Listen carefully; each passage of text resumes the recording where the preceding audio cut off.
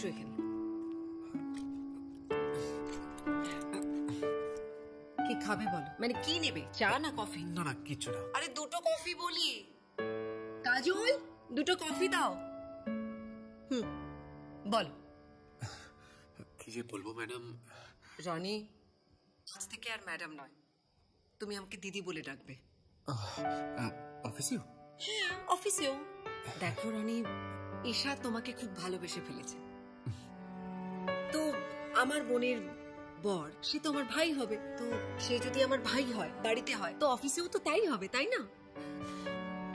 কিন্তু আর তো কিছু হওয়ার নেই ম্যাডাম। আবার ম্যাডাম? ও সরি দিদি। হওয়ার আছে রনি, হওয়ার আছে বলেই আমি তোমাকে ডেকেছি বাড়িতে, বুঝেছো?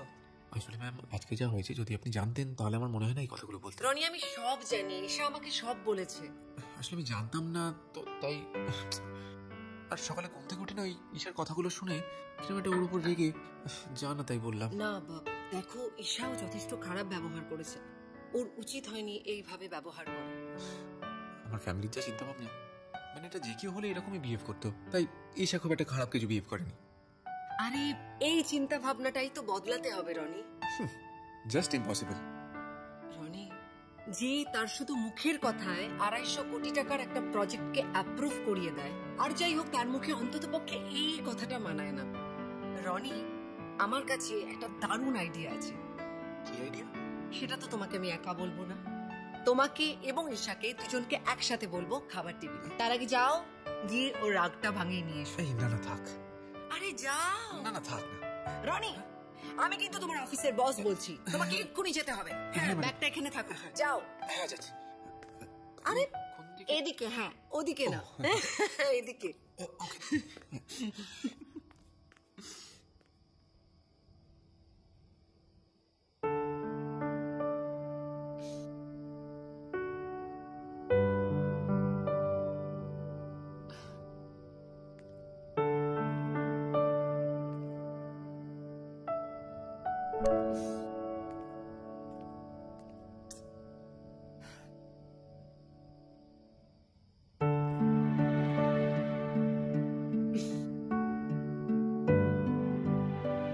বলছিলাম যে কোনোভাবে কি ক্ষমা করে দেওয়া যায় না?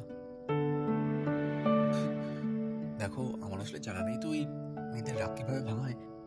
তুমি যদি শিখিয়ে দাও আমি পারবো।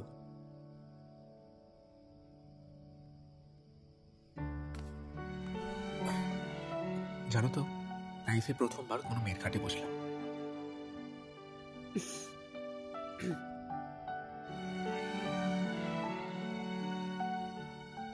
আসলে ছোটবেলা থেকেই না একটা কথা আমার মাথায় ঢুকিয়ে দেওয়া হয়েছিল, সব করো প্রেম করো না। খুব ছোট ছিলাম যখন বাবার মা একটা অ্যাক্সিডেন্টে মারা গেল। এতটাই ছোট ছিলাম যে বাবার আর মায়ের মুখটাও মনে নেই। তারপর থেকে ওই আমার জ্যাঠামণি আর কাকামণি ওরাই আমাকে মানুষ করেছে।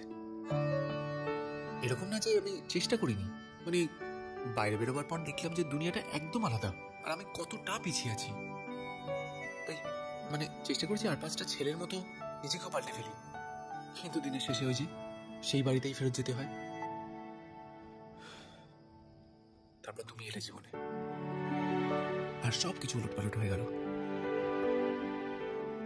জানি আমি হয়তো একটা বাজে স্মৃতি হয়ে থেকে যাব, কিন্তু সেই স্মৃতিটুকু তোমার জীবনে রেখে দিও, আমাকে ভুলে যেও না। আসি।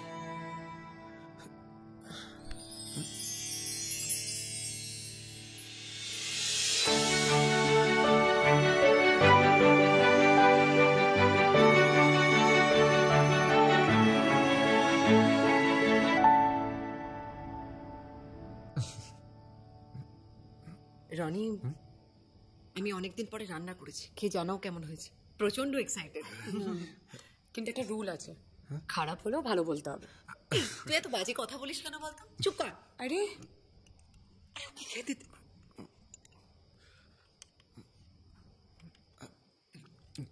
কেমন? ভালোই হয়েছে নিশ্চয় দিদি, খাওয়া দেখে বুঝছিস না। তুই এত জ্বালাচ্ছিস কেন আমাকে? চুপ করে বসে থাক। আচ্ছা ওই কি একটা আইডিয়ার কথা বলছিলেন। আইডিয়া? ভালো কথা মনে করিয়েছো, আমি না একদম ভুলে গিয়েছিলাম।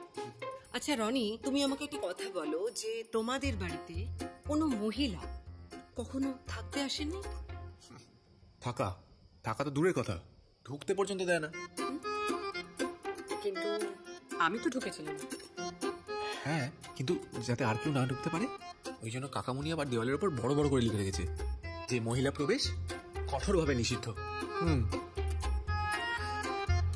আচ্ছা, দুজনেই কি সমানভাবে স্ট্রিক্ট, নাকি একজন একটু বেশি কড়াকড়ি করেন আর আরেকজন চেঁচামেচি অতটা করেন না?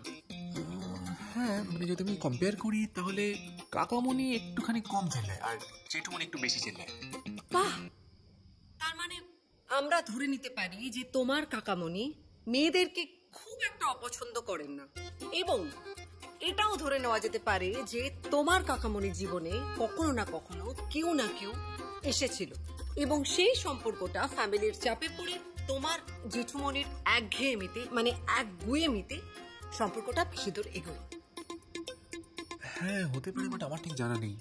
আরে সেটাই তো জানতে হবে রনি। কিন্তু কিভাবে? দেখো, খুব সিম্পল। কিন্তু তোমার কাকামণি যদি কাউকে সত্যিই ভালোবেসে থাকে তাহলে তার কোনো স্মৃতি উনি কিন্তু নিজের কাছে খুব যত্ন করে রেখে দিয়েছেন, এবং সেটাই তোমাকে খুঁজে বের করতে হবে। তুমি যদি খুঁজে বের করতে পারো তাহলে খুব সিম্পলি তোমার কাকামণি আমাদের দলে চলে আসবেন, এবং তোমার কাকামণি যদি আমাদের দলে চলে আসেন তাহলে তোমার জেঠুমণি কিন্তু একদম একা হয়ে যাবে। হ্যাঁ দিদি, কিন্তু উনি খুঁজবেটা কোথায়? কেন? ওনার ঘরে। হ্যাঁ, একবার ট্রাই করে দেখতেই পারি।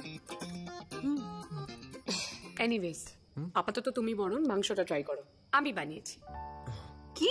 হ্যালো, তুই বানিয়েছিস? হ্যাঁ, তুই বানিয়েছিস? তুমি জানো রনি, পুরো রান্নাটা হয়ে যাওয়ার পরে দুবার জাস্ট খুন্তি নেড়েছে আর বলছে আমি রান্না করেছি। মিথ্যু কথা। একটা কথা আছে না, ওস্তাদে মার শেষ রাতেই হয়।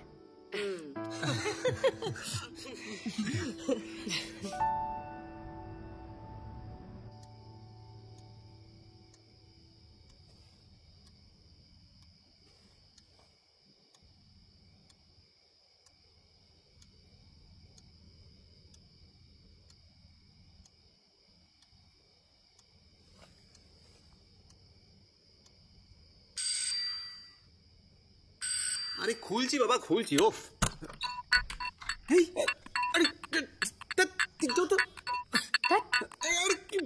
কি করছিস?